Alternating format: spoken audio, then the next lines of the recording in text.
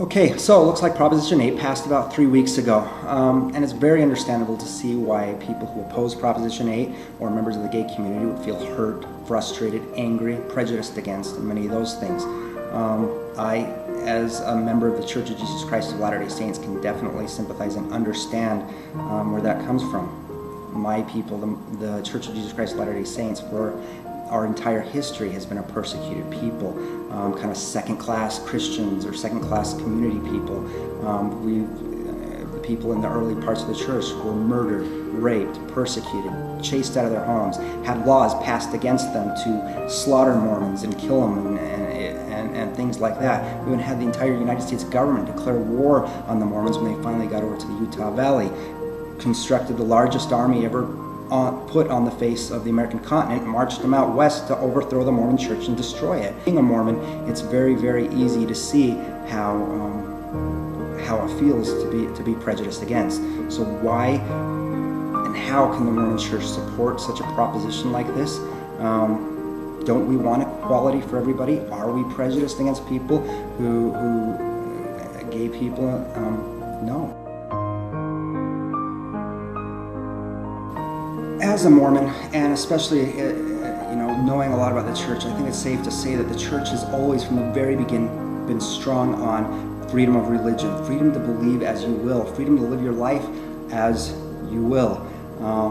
We're all adults. We believe, as part of Mormon doctrine, that before we all came to this earth, we lived with Heavenly Father, and we fought hard against Satan for the right to choose, to make our own decisions and not impose our beliefs or decisions upon other people. That's definitely something that's core and central to the Church of Jesus Christ of Latter-day Saints.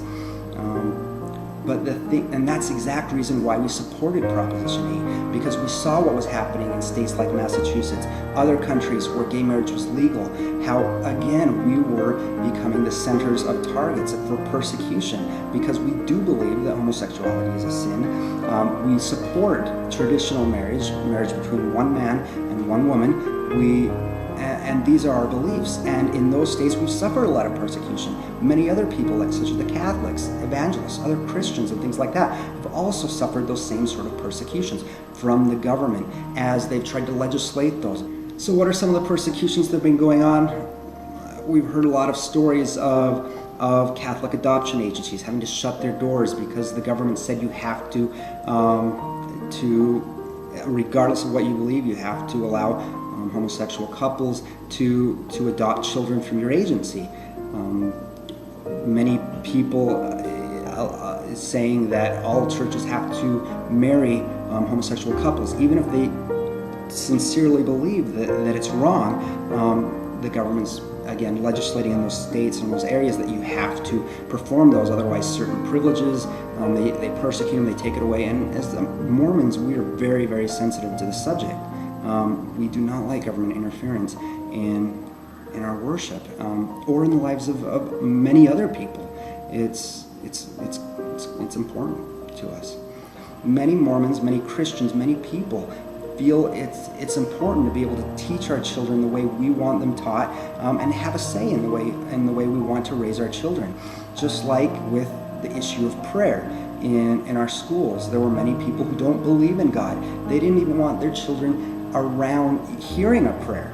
And as many people tried to push prayer into our school system and do those things, it outraged many parents of children who didn't believe in God, because they didn't want their children subjected to that. For that same reason, that's why many Christians and people don't want their children.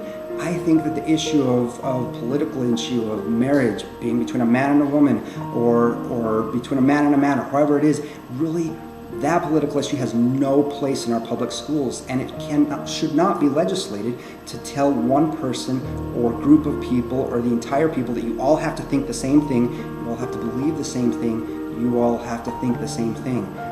That's not what freedom's about. Freedom's about allowing people and trusting in the system, and there's always going to be people who disagree. So what's the answer? Repealing Proposition 8 is not the answer. It will not create equality for other people. It will open up many, many doors that will take the rights of parents away and give that to the government for them to teach our children what the government thinks should be taught. I don't believe that. I believe in equality. I believe people's beliefs, however different they might be from our own, should be protected, and that parents should have the right to raise their children as they will, and without government interference. This is very important to our society. It's important to all people, and everyone should, if they put themselves in the other shoes, respect that. I love all people. I'm as open-minded as I can be. Being open-minded is important to me, and for that reason, that's why I support freedom for both people. I think that civil unions or something like that with the exact same rights should be sought after, and people and those kind of things. We shouldn't be prejudiced against one particular group of people just because they may believe or act differently than us. I'm 100% for that, but repealing Proposition 8, going back to the way it was, or the way it is in many other places, will not bring equality for all people. And if people who sincerely want equality for all people should be able to understand that. So let's come together, let's try to understand the other person's point of view, and I think we can. However, I think the way both sides are talking right now, and the anger that's going on, I don't think people really want to understand the other person's point of view, and for that reason, I don't think we'll pass it. I don't think we'll overreach it. The pendulum will swing in one direction or the other, and one side is going to get hurt, and it's not fair. It's just not.